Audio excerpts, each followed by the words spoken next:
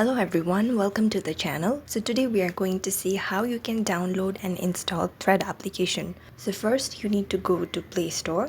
There you have to type Threads from Instagram. I've clicked on it. Now you need to simply install the application. The app has been installed and is ready to use. This was the first method. Now for second method, you have to go to Instagram. Then you need to click on search button. You need to click here Threads.